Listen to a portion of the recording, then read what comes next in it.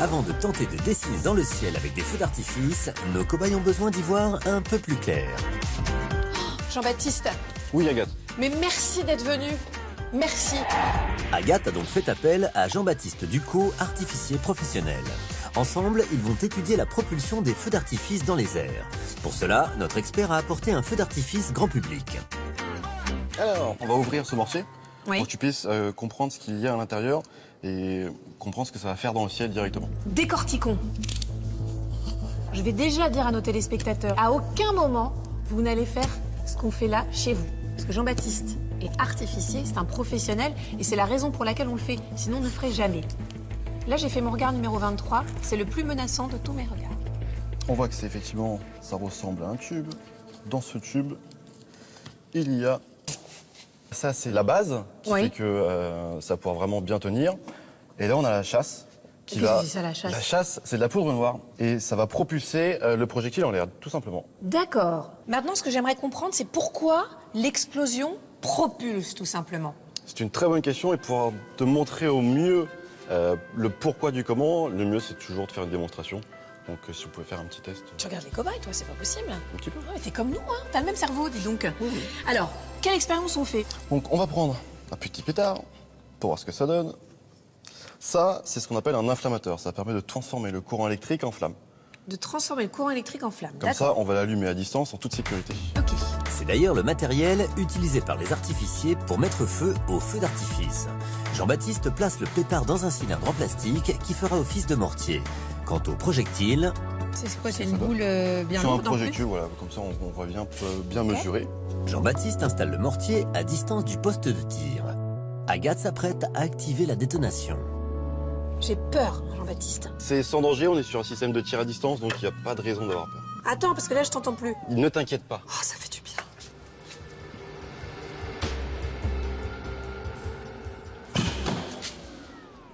C'est vrai, c'était pas très dangereux. Ça va. Non mais là, je vous entends chez vous. Ça va. Je pensais que ça allait peut-être exploser plus que ça. Je ne savais pas, surtout. En tout cas, une chose est sûre, c'est que ça a propulsé la balle. Exactement. Qu'est-ce qui se passe concrètement pour que ça propulse la balle ? Quand le pétard a explosé, il a dégagé des gaz. Ces gaz n'avaient aucune possibilité de s'en aller par un autre endroit. La seule issue était le haut, et pour aller vers le haut, il a fallu propulser la bombe, là en l'occurrence, juste un projectile. D'accord. Et comment est-ce qu'on peut faire pour qu'elle se propulse plus haut ? Il suffit tout simplement de mettre une charge explosive plus importante, plus appropriée au projectile qu'on veut lancer. On teste ? On teste avec un pétard plus gros. Eh ben, allons-y.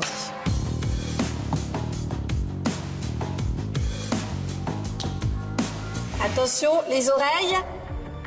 1, 2, 3. C'est un peu plus haut.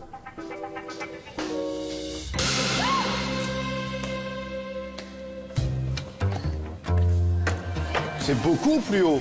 Quand la mèche s'est allumée grâce au détonateur, cela a provoqué un petit dégagement de gaz qui a soulevé légèrement la boule. Mais quand la mèche a atteint l'explosif, la boule a été expulsée à plus de 2 mètres de haut. C'est pas assez haut. C'est pas ça, tu fais Mais encore plus haut. non, forcément, c'est pas assez haut. Moi, je suis une cobaye. Je veux un énorme explosif, une énorme charge. On peut arriver à faire... Les désirs d'Agathe sont des ordres. Jean-Baptiste place donc un 3e pétard, encore plus puissant, dans le mortier cobaye. Donc là, normalement, ça va faire aller la balle tout en haut du plafond du hangar. Normalement, oui. T'as une drôle de tête quand tu dis normalement oui. On teste pour voir. Allez.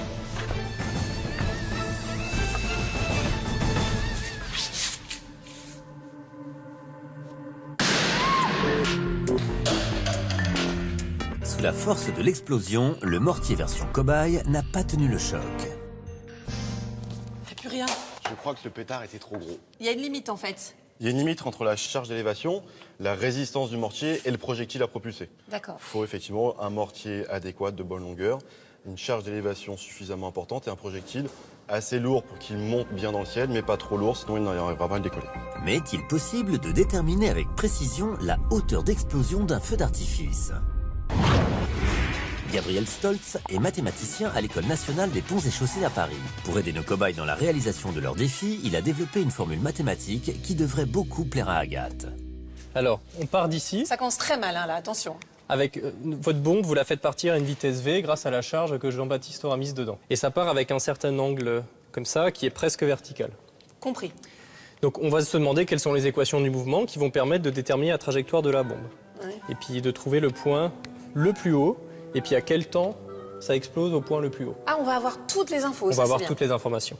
Alors pour ça, on va écrire les équations du mouvement, c'est-à-dire que c'est la masse fois l'accélération dans une direction, c'est 0, et la masse fois l'accélération verticale, ça va être les forces de gravité. Bien Et sûr. on va pouvoir dire que par rapport à la vitesse initiale, la position au cours du temps, donc selon cette direction, ça va être la vitesse fois l'angle initial fois le temps. Tu peux allumer la mèche? Voilà. Merci. Et on va pouvoir déterminer le temps de hauteur maximal qui va être V sinus θ sur G. Alors, Voilà. Gabriel, as-tu conscience qu'en fait, ton cerveau n'est pas du tout constitué comme celui des gens normaux? C'est-à-dire que là, par exemple, je n'ai rien compris. Déjà, le mot cosinus, je suis désolée, ça me...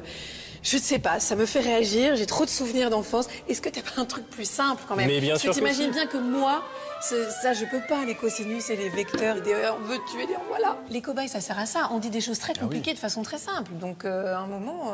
Alors je vous ai écrit un petit code pour qu'on visualise la trajectoire de la bombe. Alors ce qu'on va faire, c'est qu'on va mettre l'angle de tir, j'ai mis 85 degrés, donc ça part presque à la logique, verticale. ouais. Et avec une vitesse à 50 mètres par seconde, ça fait à peu près 180 km/h. D'accord. Et donc on va regarder la trajectoire que ça fait. Voilà, donc ça monte, et puis boum, ça explose. Et donc là on voit, ça explose à peu près autour de 120 mètres. 120 mètres, c'est vachement bien, hein. C'est très haut, c'est très visible. Maintenant, il faut trouver les bons artifices. Oui. Moi, je veux les plus beaux. Je veux les trucs de dingue. Merci.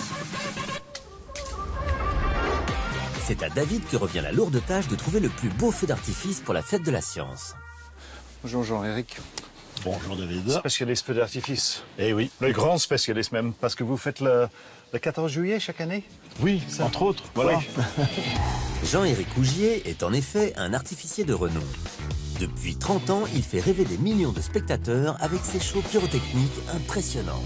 Donc là, je vois que tu as coupé en deux. Voilà. Ce qu'on voit coupé en deux, c'est cette bombe. Comme tu peux le constater, il y a deux mèches, deux petits tétons, on dirait des pieds de vache un peu. Oui, ça s'allume quand? Ça s'allume quand la charge explosive explose, Oui. donc ça fait paf, ça fait monter la bombe. Oui. Ça allume en même temps les mèches qui sont là. Et à l'intérieur de la bombe, les mèches vont mettre le feu à toute cette poudre qui est autour de grains de riz en l'occurrence. Ah, c'est vrai? Oui, ce sont des grains de riz. Et à l'intérieur de cette bombe, il y a ce qu'on appelle des étoiles. Et ces étoiles donc sont de la poudre mélangée, collée avec de la colle, qui vont faire le dessin qu'on voit dans le ciel, les gerbes rouges, vertes, jaunes, or. Des couleurs qui s'obtiennent grâce à un peu de chimie. Dans ces boîtes de pétri, 3 composants utilisés dans les étoiles pyrotechniques. Donc on va voir si c'est une celle de strontium ou une celle de barium. On aperçoit du rouge, donc c'est du strontium. Pour obtenir un feu d'artifice de couleur rouge, les artificiers mélangent donc du sel de strontium aux étoiles contenues dans leur bombe. Le nitrate de barium, lui, leur permet d'obtenir des gerbes de flammes vertes. Alors maintenant, on va tester ce que les anciens faisaient dès le XVe siècle. Ce que je te propose, c'est de mettre un peu de limaille de fer, donc ce n'est ni plus ni moins que du fer. Et puis tu vas tapoter sur ma... Et voilà, on a les fontaines de feux d'artifice du roi Louis XIV. David sait maintenant comment donner de la couleur et du panache à son feu d'artifice. Il ne lui reste plus qu'à en trouver la forme. Vous faites je sais pas, le portrait de James dans le ciel ou le... Ou le tien. Ou le mien. Oh, j'étais trop modeste pour le dire, mais on pourra même écrire cobaye, non? Dans la théorie, on devrait pouvoir. Le problème, c'est que quand on écrit, on est dans un plan de 2 dimensions. C'est-à-dire qu'on est à plat sur une feuille de papier. Sauf qu'une bombe, c'est une sphère, elle est en 3 dimensions. Et elle tourne quand elle monte. Ah oui. Et on ne sait pas comment elle va exploser. Donc ça ne va pas être forcément face à nous. Mais le mieux, c'est qu'on fasse un essai. Pour bien visualiser le problème qu'il risque de rencontrer avec son feu d'artifice, David colle, avec Jean-Éric, des billes rouges sur une sphère jaune. C'est ainsi que devraient être placées les étoiles dans une bombe pour pouvoir former le haut de cobaye. Elle va donc être expulsée par la charge explosive. Et quand elle va monter, Ah oui. elle va tourner dans tous les sens. Du coup, au moment de son explosion, la bombe a autant de chances de se transformer en I ou en simple trait qu'en véritable O. Les feux d'artifice, c'est à la fois de la science, mais c'est à la fois de l'artisanat. C'est pas simple. Il y a les lois de la physique, les lois de la chimie. On ne fait pas ce qu'on veut sur cette terre. Qu'est-ce que je vais faire alors? Parce que j'aimerais bien quelque chose bien scientifique. Je te serre la main quand même. Merci À beaucoup. bientôt. David est abattu. Créer un feu d'artifice cobaye pour la fête de la science est très compliqué. Face à cette difficulté, Agathe a demandé à Laurent de se porter au secours de David. Première étape, trouver un cadre digne de cet événement. Ce sera l'abbaye des Vaux de Cernay dans les Yvelines. Et pour une mise en scène qui plaise aux scientifiques de la bande, notre cobaye a fait appel au meilleur, Jean-Éric Ougier et son collègue Yann Lisambard. Ça bosse dur. Bonjour monsieur.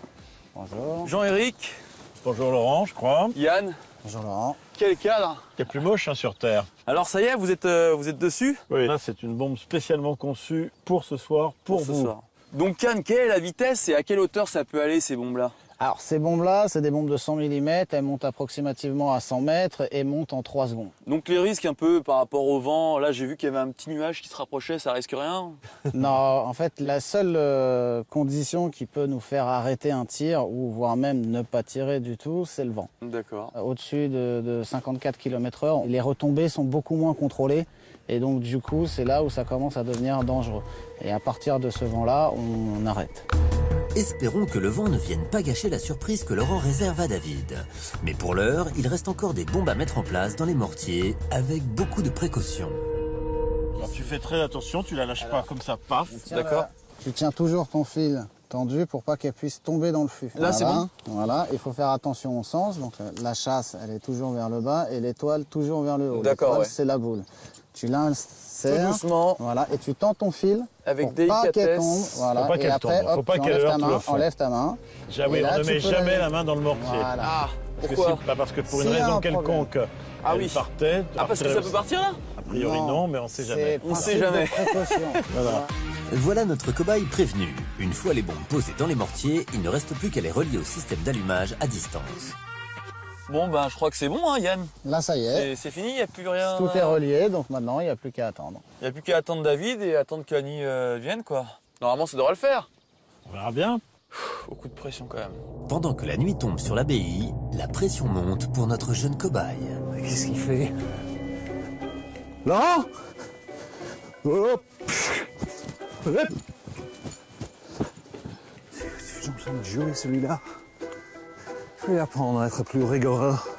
Laurent! Là, c'est bon, on est testé, on peut Vous êtes sûr de constater. votre coup les gars hein? Non, on n'est jamais sûr de notre coup, c'est pour ça. Aïe! Laurent! Je commence à m'énerver maintenant. Laurent! Ah, ça va. Laurent! Ah il doit rien voir d'ici. David! Ah, salut! C'est vachement lent la gare. Ça va? Oui. Je te présente Yann, Yann. que tu ne connais pas. Oui. Voilà. Qu'est-ce que tu fais là? Tu vas voir. Mais c'est cool que tu sois venu parce que là on te réserve une petite surprise, tu vas voir. Pour la petite fête de la oui, pour la science. fête. Ah ouais, je pense qu'on va te surprendre là. Laurent arrivera-t-il à impressionner David avec son feu d'artifice cobaye? Mise à feu dans 3, 2, 1... Alors, Attention.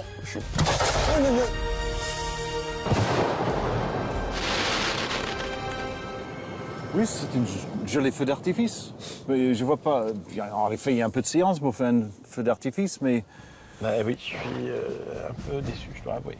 C'était pas Oui, ce que j'ai t'es pas prévu. compris le thème. On peut réessayer peut-être? Oui, on peut refaire.